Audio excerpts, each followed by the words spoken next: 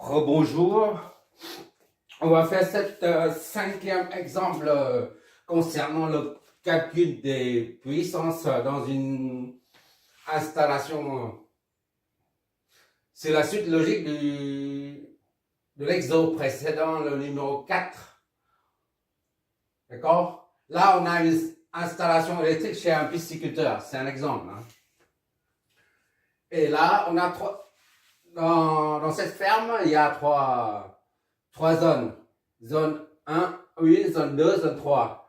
Dans la zone 1, il n'y a que des moteurs triphasés, monophasés ou universels, c'est-à-dire courant continu, courant alternatif. Et la deuxième zone, on peut y accéder pour jeter un coup d'œil pour voir ce qu'il y a dedans. On voit il y a les éclairages, le chauffage, les moteurs encore. Et puis, le trait discontinu là représente les endroits inaccessibles à l'intérieur de cette zone. D'accord? On ne peut pas savoir ce qu'il y a dedans. D'accord? Mais il y a des machines, des éclairages, des chauffages et tout. Les chauffages et tout, mais on ne peut pas y accéder. D'accord? Et la troisième zone, c'est totalement inaccessible. On ne peut pas savoir ce qu'il y a dedans. Et on vient mesurer. J'ai mis ça, hein, mais tu peux enlever. Hein. C'est juste pour matérialiser, pour montrer un peu, concrétiser un peu les mesures. Voilà, sinon on va effacer tout de suite. On vient mesurer les puissances aux bornes de chaque zone. D'accord? Là, on mesure les puissances et le facteur de puissance de cette zone-là. Et on vient mesurer la deuxième zone. C'est pareil. Ainsi de suite. Pour la troisième zone, c'est pareil. On ne sait pas ce qu'il y a dedans, mais on fait des mesures. D'accord? Bon, ça c'est juste pour te montrer. Ça c'est parce que les wattmètres ne sont pas branchés comme ça. D'accord? C'est juste pour montrer le propos. Comme quoi on fait des mesures pour relever les puissances tirées, absorbées par chaque zone. Voilà.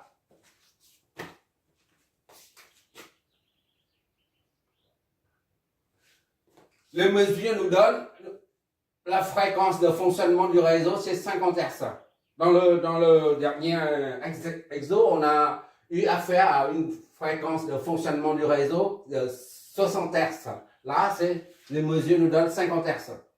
Et l'amplitude maximale de la tension secteur, là, à ce niveau-là, d'accord? Ça, c'est ici. Voilà. L'amplitude maximale, c'est ici, là. D'accord? Ou ça. D'accord?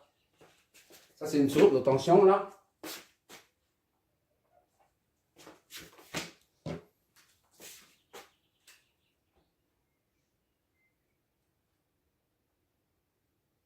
Voilà. Source de tension alternative. Voilà. L'amplitude maximale, c'est de 169 et quelques. Ça, ce sont des mesures effectuées. Et pour la zone 1, on constate que cette zone-là tire une puissance, absorbe une puissance de 60 kW, 500 000 VAR en fait, avec un facteur de puissance en retard. Parce qu'il n'y a que des moteurs. D'accord? Parce qu'il n'y a que des bobines dedans. Un moteur, c'est quoi? Un moteur, c'est juste des enroulements. D'accord? Et qui dit enroulement dit inductance. Et inductance, c'est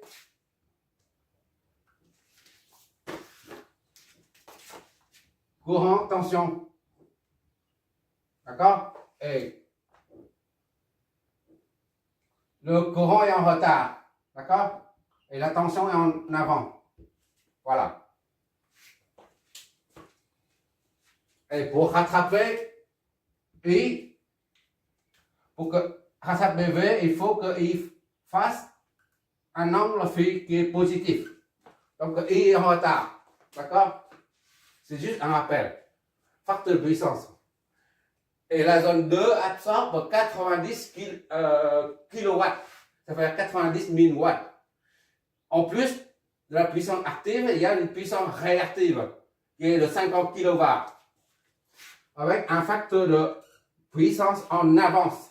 Ça, c'est pour un condensateur. Ce qu'il y a, le circuit est capacitif. Capacitif. Alors, là, c'est un condensateur, c'est la tension est en retard. D'accord? Tension est en retard et le courant est en avant. D'accord? À la fermeture, le condensateur se comporte comme un court-circuit. Il faut que les charges s'accumulent pour engendrer une tension. D'accord? On peut expliquer ça comme ça pour mieux visualiser le truc.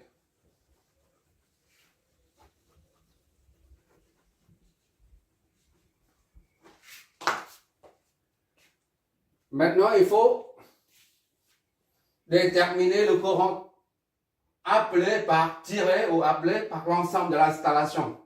Ce courant-là. Et l'impédance totale de l'installation. D'accord?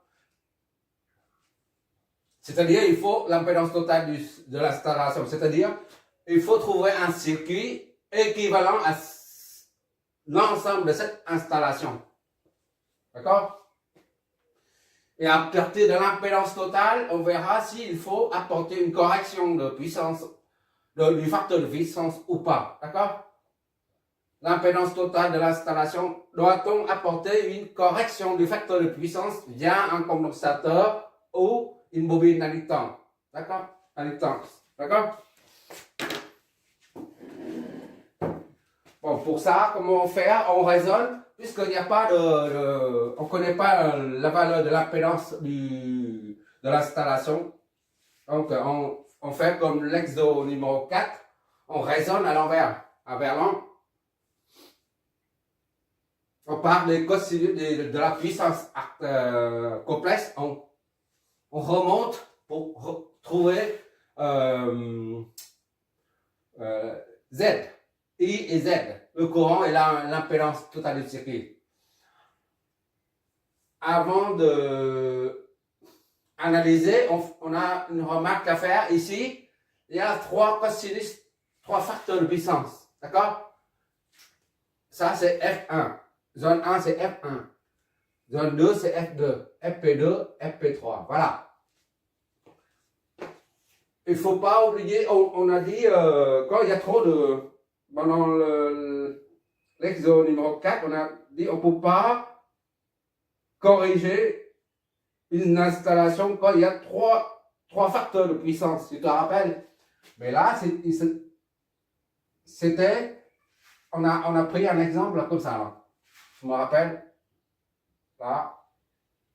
D'accord? Ça, c'est entre phases. Câble entre phases.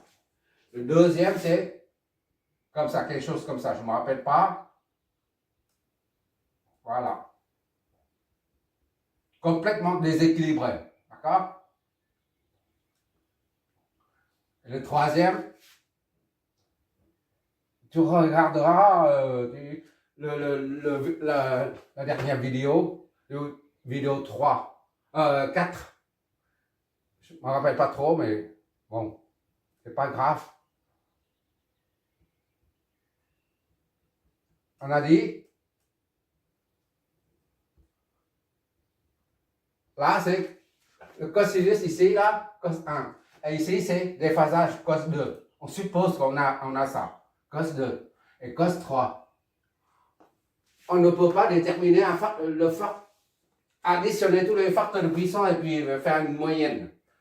Là, on peut travailler avec, faire additionner ou on va se débrouiller, d'accord? Mais ici, on ne peut pas parce qu'il s'agit du triphasé, tout simplement. Et dans ce cas-là, il faut concevoir, dimensionner un compensateur, d'accord? Triphasé. Ça, je crois que j'ai assez dessiné ça comme ça.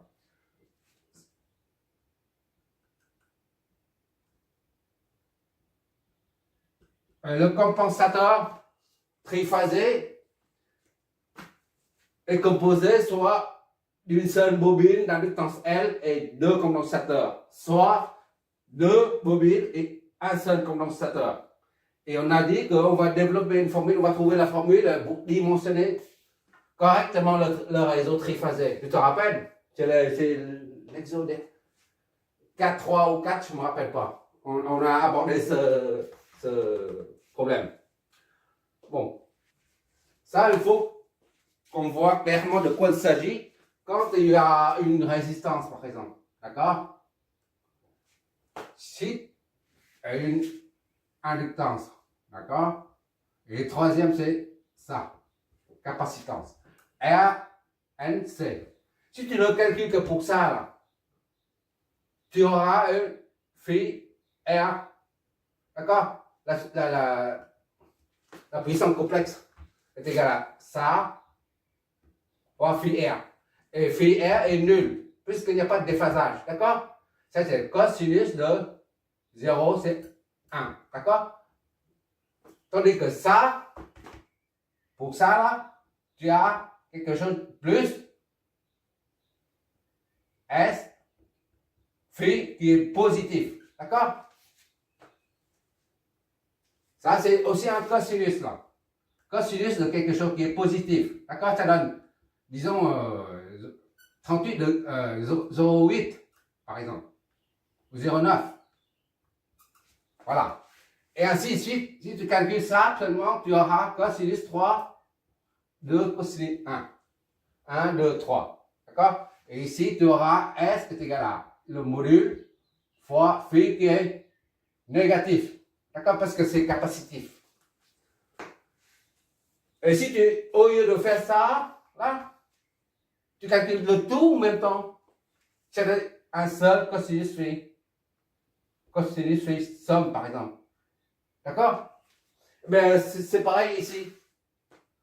Au lieu de mesurer chaque zone, zone 1, zone 2, zone 3, et puis relever chaque facteur de puissance le facteur de puissance de chaque zone, après tu peux très bien mesurer le facteur de puissance de l'ensemble. D'accord? Je ne sais pas si tu vois ce que je veux dire.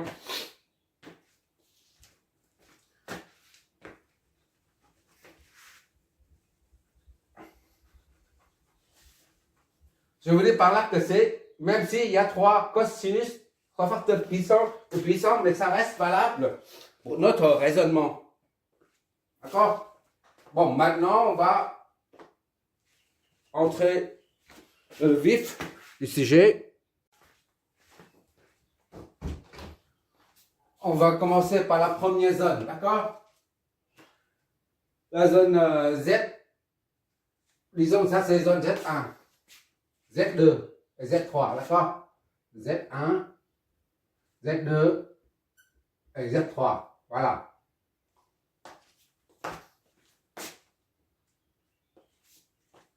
Pour la zone Z1, Z1, disons, zone Z1, Z1.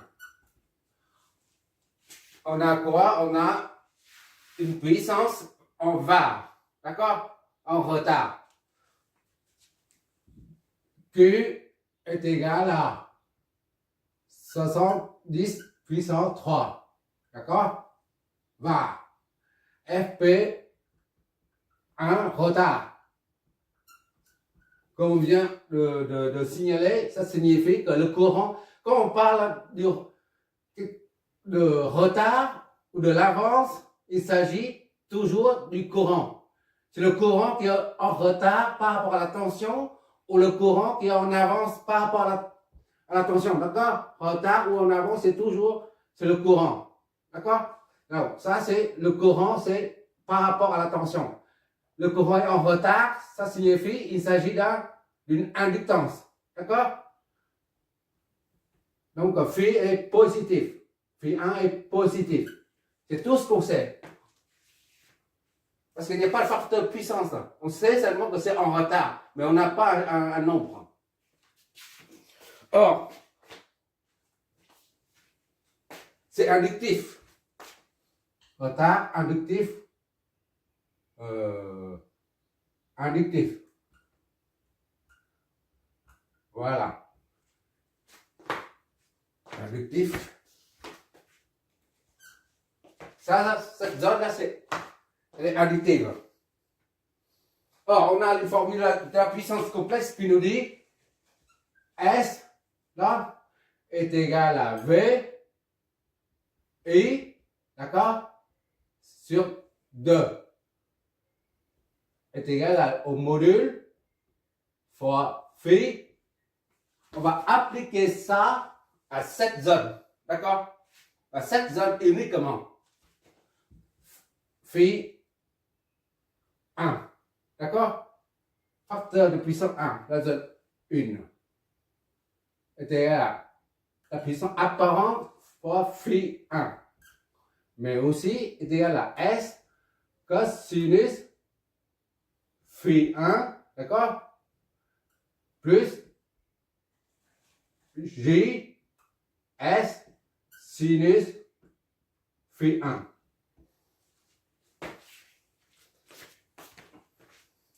Avec S cosinus, c'est la partie réelle qui est la puissance active. D'accord? Ça, c'est la puissance active. P1. Et là, c'est la partie imaginaire. Q1. En watts, c'est en var. D'accord? Bon, comme il n'y a pas de puissance active, on n'a que la puissance réactive. D'accord? La zone 1 absorbe une puissance de 60 kW. Il n'y a pas de puissance, il n'y a que la puissance réactive. Il n'y a pas de puissance active. Ça signifie que P1 est nul. D'accord? Ça est égal à 0. Tandis que ça est égal à 60 10 puissance 3 G. D'accord? Donc, à partir de là, on peut trouver, ça nous donne S est égal à, donc à, là, on met S1 pour la zone 1, d'accord? S1 est égal à, donc à 0 var plus. Pourquoi plus? Plus parce que c'est inductif, d'accord? Plus 70 puissance 3 G va en volt ampère, d'accord?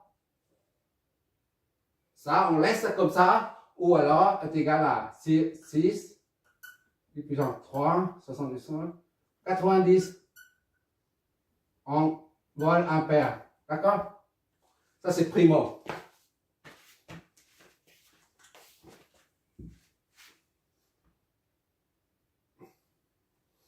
Ça, c'est égal à 60, doucement, G, voilà. C'est égal à 70 puissance 3, 90. C'est en vol ampère. Quand il s'agit de la puissance, complexe, c'est en vol ampère. Ah, c'est primo, pour la première zone. On fait la même chose pour la deuxième zone. Zone 2. D'accord? La zone 2 absorbe une quantité de puissance de 90 kW et une quantité de puissance réactive. Ça, c'est active et réactive. Donc, et le facteur, c'est en avance. D'accord? S. Oh, je suis trop bas là. Ça, c'est I en avant et en retard. Retard, il faut noter en retard. D'accord? Retard, voilà.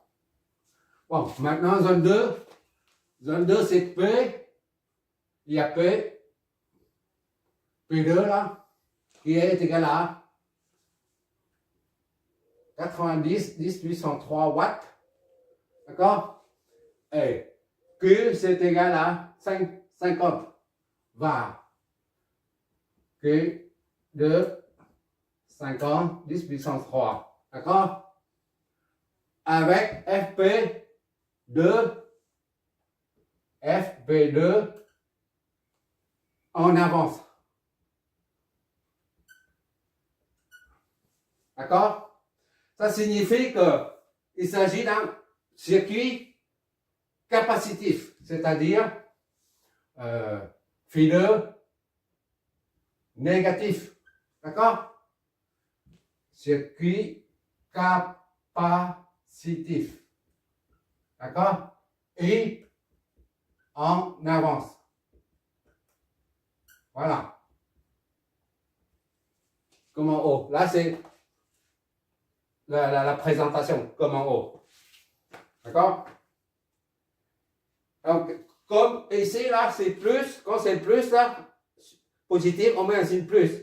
Quand c'est négatif, on met un signe moins dans la formule. C'est tout. Bon, maintenant, S2, on a déduit S2. S, la puissance complexe concernant uniquement la zone 2 est égale à. On se sert de ça seulement. D'accord? Là, on ne s'occupe pas de ça. Il y a 1, 2, 3, 4 formes différentes. D'accord? Et on utilise la forme qui correspond à la situation dans laquelle on se trouve. D'accord? Ici, si on utilise ça, on utilise cette formule-là. Cosinus de phi 1, phi 2. Maintenant, c'est phi 2.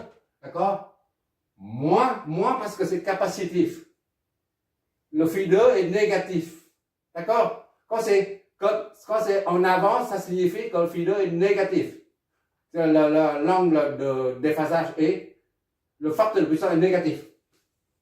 L'angle de phase est négatif. Moins J sinus phi 2. D'accord? Au lieu de phi 1. Voilà. Là aussi, on n'a pas le facteur de puissance. Mais on peut en déduire. Hein. On peut en déduire le facteur de puissance en prenant l'arctangent. Arctangent de ça. Elle est où là? De ça sur ça. D'accord? Mais on sait pas. On n'en a pas besoin. D'accord? Là, c'est pour dire simplement que ça, c'est la puissance active. D'accord? P2. Et ça, c'est Q2. D'accord? Donc, S2 est égal à P2, c'est 90. J'essaie de détailler étape par étape. Ne l'air pour prendre. Hein. Moins Q2, c'est combien on a dit? 50, 10, 803 G. D'accord? Bon, on laisse ça comme ça. On n'a pas besoin de convertir. Voilà, paire. Là, j'ai converti parce que j'ai vu le J. Je mets tout de suite 90. Ici, on ne voit pas. Là. Donc, il faut convertir avec la calculatrice. Bon, on laisse ça comme ça parce que pour l'instant, on n'a pas besoin. S2, là, comme ça. Je ne sais pas si je vois là, la dernière ligne. Bon, je passe de l'autre côté, j'espère. Bon, Z3, zone 3, on a quoi? Il n'y a que la puissance active, il n'y a pas de puissance réactive, d'accord? P3 est égal à 100 kW.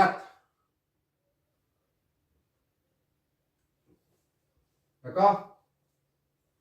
Et cosinus phi est égal à cosinus 31. De temps en temps, il faut s'éloigner, sinon on ne voit pas. Cosinus phi 3 est égal à l'unité. Voilà. Q3 est égal à 0. Q3 est 0. Cosinus phi 3 est égal à l'unité. D'accord? Puisqu'il y a que la charge, c'est normal, parce qu'il y a que la puissance active.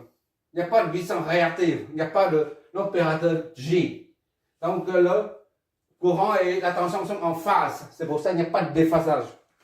D'accord? en termes de puissance complexe, on a S3 est égal à, comme en haut là, S3, je remets, S, d'accord? Ici c'est, on a mis tout à l'heure, S3, S1, j'ai oublié ça, parce qu'il y a 3 zones. Et là c'est S2, d'accord? S, J, moi J, S, 2, 3, ça, d'accord? Ok, S1, S1, ok. Et là c'est S3 fois cosinus phi 3, d'accord? Et comme il n'y a pas de déphasage, le courant n'est ni en avance ni en retard, d'accord? Donc il n'y a pas de puissance, machin là. Tu mets J, il n'y aura pas de toute façon. Donc J, on met J quand même, S, 3, sinus, phi 3, d'accord? Ça c'est la formule, on applique la formule. Je ne sais pas si tu vois tout le temps, c'est trop bas là. Bon, il est temps de passer de l'autre côté. Bon, maintenant on remplace ça. Ça, c'est la puissance active, c'est S3 est égal à 4, 100 000, 10 puissance 5. Ça, c'est Q. P et Q. D'accord? Ouh là là, c'est trop bas. C'est tangente. Ok, c'est bon. Bon, P3 c'est 10, on met là-dedans et plus J, 0. J fois 0. D'accord? Donc S3 est égal à D puissance 5. Voilà. C'est en var toujours. En von ampère, je veux dire.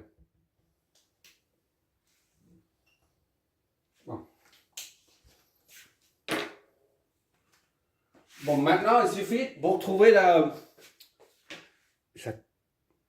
pour pouvoir trouver l'impédance totale du circuit, il faut calculer la puissance complexe totale du circuit. D'accord? Là, la puissance totale complexe du circuit, on l'appelle, au lieu d'appeler S somme, au lieu d'appeler comme ça, là, on l'appelle tout court S. D'accord? Parce qu'il y a déjà S1, S2, S3. On va S. S est égal à S1 plus S2 plus S3.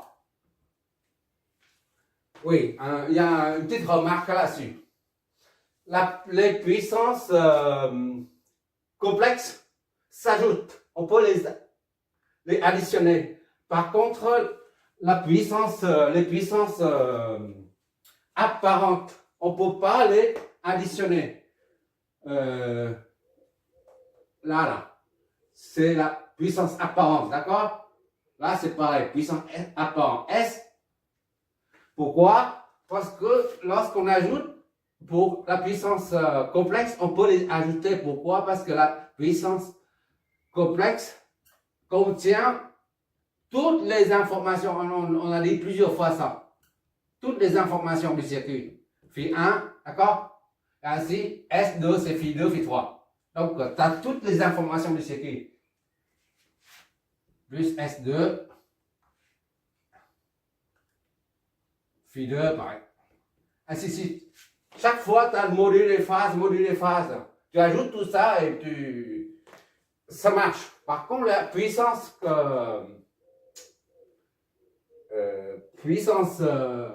apparente, S ne peut pas être égal à S1 plus S2 plus S3.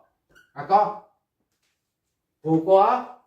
Parce que lorsqu'on parle de la puissance apparente, on ne tient pas compte du tout du déphasage, de l'angle phi. on ajoute comme ça, là, on oublie complètement l'angle de phase. Donc, il manque une information là-dedans, c'est la phase. D'accord? Ça passe pas. C'est pas compatible. Là, par exemple, c'est phi 1. Tu vois bien, ici, c'est phi 1, et phi 2, phi 3. Il manque des angles de phase. Donc, à mon avis, ça s'appelle, ça c'est le théorème de Bouchereau, quelque chose comme ça. Ça fait trop longtemps, je ne me rappelle pas. Mais avec le raisonnement logique, là, on voit là, les puissances complexes, on peut les additionner parce qu'elles contiennent toutes les informations du circuit, tandis que la puissance apparente ne contient pas toutes les informations du circuit. D'accord? Dans notre cas, l'autre présent cas, là, c'est valable. Là. On additionne les puissances complexes. Ça, ce sont des puissances complexes qu'on va additionner là. Ce n'est pas les puissances apparentes. D'accord? Donc, S1, c'est 70 000. 70, 60, non, 60. G là, plus S2. S2, c'est ça moins ça. 90, 10 puissance 3. 90, 10 puissance 3.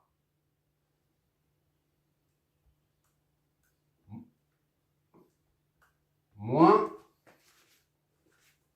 S2 moins 50, 10 puissance 3. 10 puissance 3, c'est ça, hein? G. Et plus S3. S3, c'est là. 10 puissance 5. D'accord? Le tout, ça nous donne combien?